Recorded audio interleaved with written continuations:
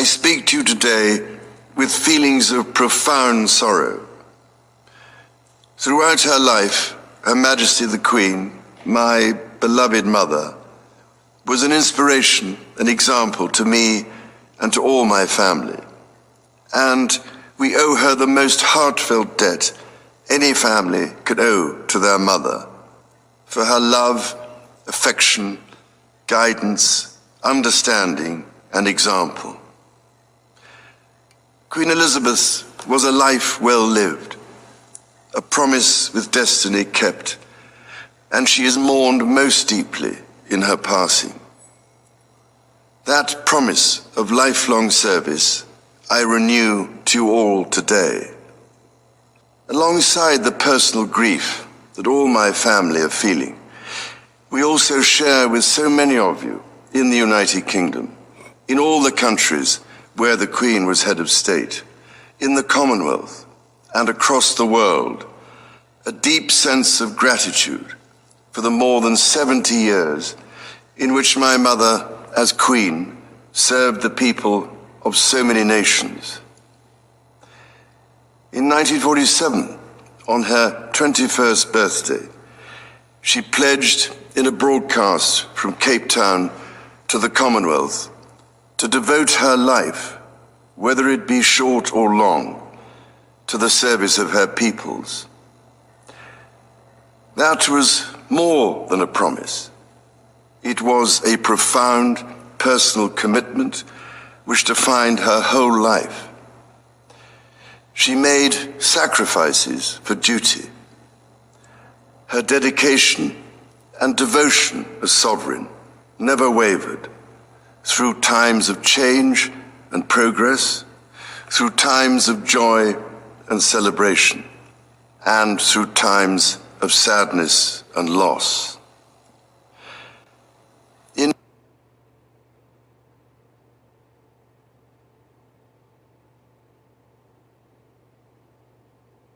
In her life of service, we saw that abiding love of tradition, together with that fearless embrace of progress, which makes us great as nations.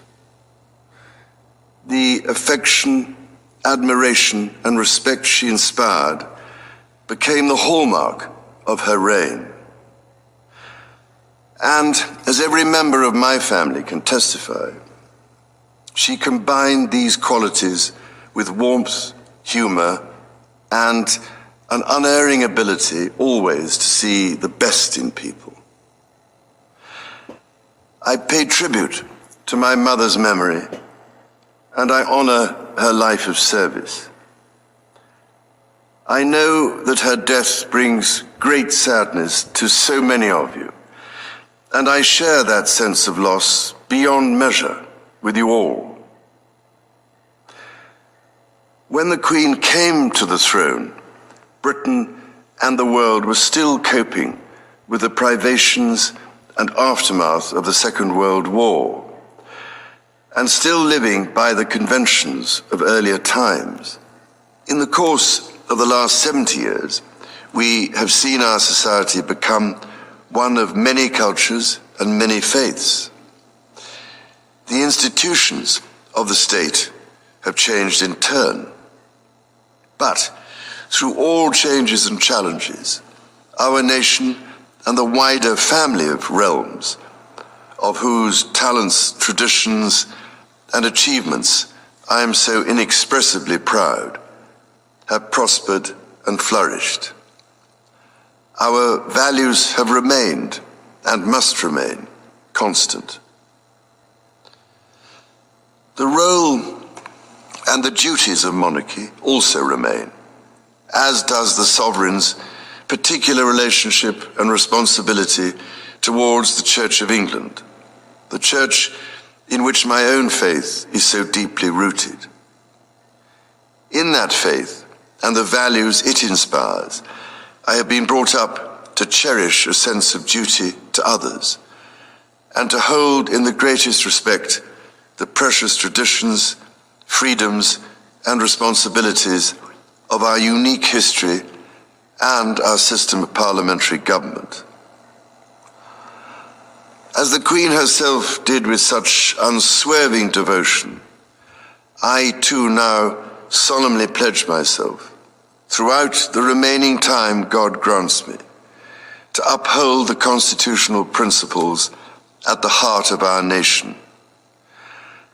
And wherever you may live in the United Kingdom, or in the realms and territories across the world, and whatever may be your background or beliefs, I shall endeavor to serve you with loyalty, respect, and love, as I have throughout my life.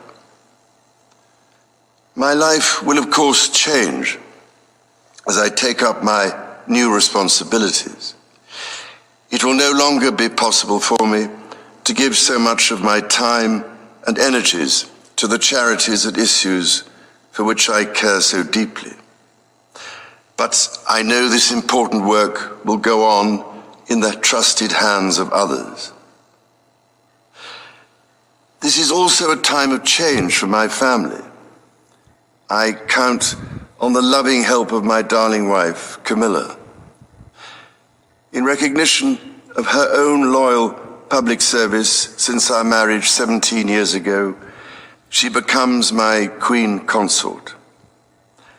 I know she will bring to the demands of her new role the steadfast devotion to duty on which I have come to rely so much. As my heir, William now assumes the Scottish titles which have meant so much to me. He succeeds me as Duke of Cornwall and takes on the responsibilities for the Duchy of Cornwall, which I have undertaken for more than 5 decades. Today, I am proud to create him Prince of Wales, Tywysog Cymru, the country whose title I've been so greatly privileged to bear during so much of my life and duty.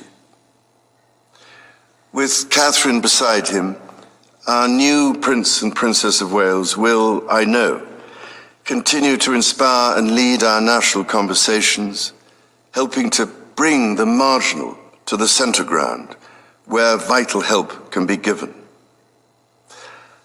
I want also to express my love for Harry and Meghan as they continue to build their lives overseas. In a little over a week's time, we will come together as a nation, as a Commonwealth, and indeed a global community, to lay my beloved mother to rest. In our sorrow, let us remember and draw strength from the light of her example. On behalf of all my family, I can only offer the most sincere and heartfelt thanks for your condolences and support. They mean more to me than I can ever possibly express. And to my darling Mama, as you begin your last great journey to join my dear late Papa, I want simply to say this: thank you. Thank you for your love and devotion to our family and to the family of nations you have served so diligently all these years. May flights of angels sing thee to thy rest.